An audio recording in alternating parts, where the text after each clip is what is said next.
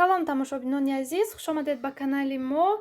Имрӯз хостам ба шумо дар бораи секрети бисёртар истодани краскаи хона дар хошро гуфта гузарам, чунки бисёриҳо мепурсанд барои чӣ мо краска мекунем.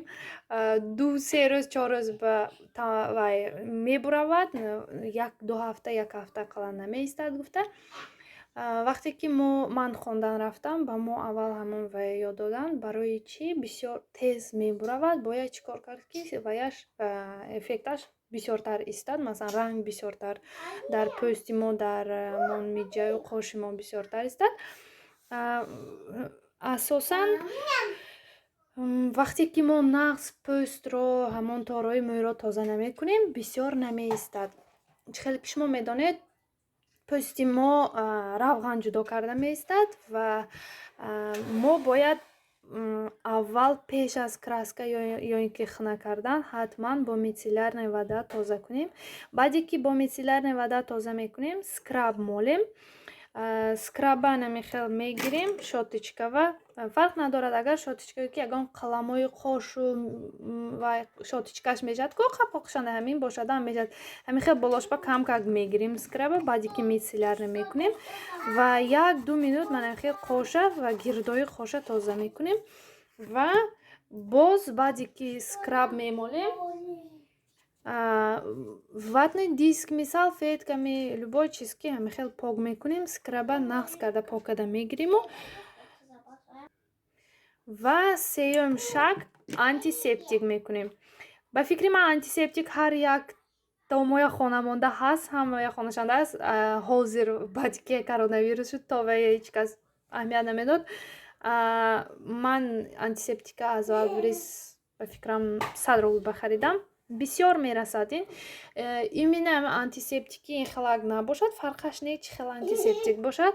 Салфеткаҳои антисептические ҳамон ки тоза мекунем, ин обезжиривать мекунад вая пӯсти рӯямоя ва мицеллярная вода, скраб инҳо арзон меистад, где-то инҳоям 100 рубли меистад.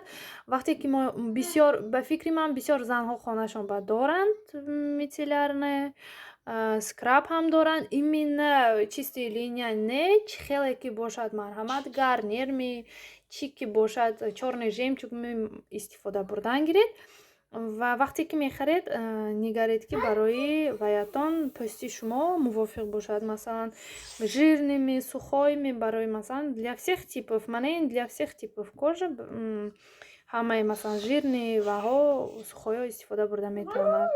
Ин для нормальный. Ва вақте ки коша мечинем, чинда мешем, агар имконият бошад, анамихел кожный антисептик, хлоргексидин ки тоза кунед, барои микроб нашинаду раздражение нашавад. Ясмин? Ва агар имконият бошад, вақте ки вай мехаред, кошчинак мехаред, анамихел кришкадор гиред. Агар ки нест манихел кришкаш, пеш аз истифода бурдан, баъд аз истифода бурдан ҳатман антисептик чошед ва баъд истифода баред. Чунки мо масалан мемонем ягон ҷо ҳамихел меистад, чангу ғубор шуда меистад ва агар ки ваяш кришкаш бошад, нағз барои он ки тез вай намешад, расво намешад, мо ҳамихел косметичкамо андохта бинем, дигар чиз мекунем, ин тараф вай тараф мешад, нӯгаш кун мешад. Агар ваяш бошад, манахел защитникаш ҳаст, боз дарунаш андохта менад, тозаи озода меистад. Ана ҳамин. Ба ҷои ватни диск шумо ҳама вақт метавонед салфетка ё ин ки ванту ватаи вайку стерилния, ҳамихел чизҳо истифода баред. Зарур нест ҳамихел ватни диск бошад, хонатонанда чӣ ки бошад, барои худатон метавонед истифода баред.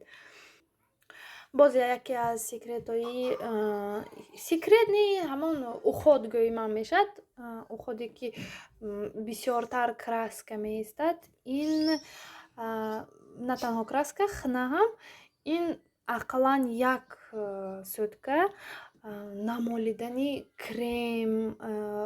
кремои масалан увлажняющий масло ҳастку анами хел чизҳоя бояд намолем, чунки срок носка яъне ҳамон сроке ки 2 ҳафта ҳамона кам мекунад ва ванна горячий душ ами хел чизҳоям ваеша срокша кам мекунад ва ақаллан 1 сутка ами хел ваҳоша мелочаша соблюдать кардан дар кор ва краскаю хная ваяш чизе врагаш ин асосан масла жир анами хел чизҳо мебошад гармии зиёд медонам ки намешавад масалан 1 сутка рӯй нашуда намешавад мешӯем всё равно масалан ман худамам истифода мекунам ҳаракат мекунам ки ҳамин хел даст ки сахт намолам ё ин ки собун ки агар шӯем ҳамон ҷои қош ба имина ҷое ки краска кардагива намолам ҳаракат мекунам ин 1 сутка ва баъди ки 2-3 сутка уже метавонед бевай ҳамон шудан гиред истифода бурдан гиред ҳамин буд ба фикрам боз чӣ гуфтанӣ будам аз хотирам фаромӯш шуд агар ягон чи нофаҳмо бошад ҳатман комментария навистон ҷавоб медиҳам боз як бор гуфта мегузарам якум кори мо мицеллярной вода ки пок мекунем қоша гирду атрофиша дуюмаш ин скраб мемолем сеюмаш боз мицеллярной вода ки скраба пок мекунем ва обезжиривать мекунем антисептики ва баъди ҳамонҳоя кардан ҳамаша марҳамат краска хна ҳатто ки агар қалам молед бисёртар меистад ба фикри ман жирне набошад агар вай пӯсти шумо бисёртар ваяш срок носкаш бисёр мешавад агар ки имкониятатон бошад агар масалан карман ё ки чи буҷетатон агар вайтяд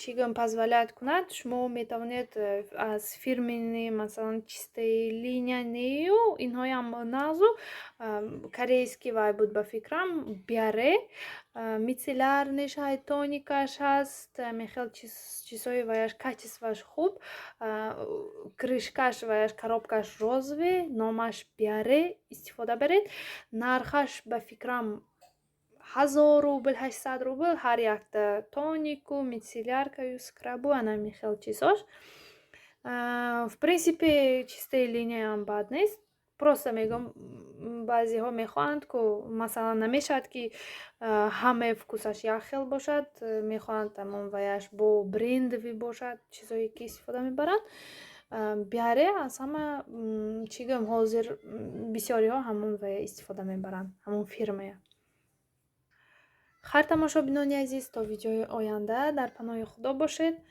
саволҳо бошад дар комментария шуморо интизор ҳастам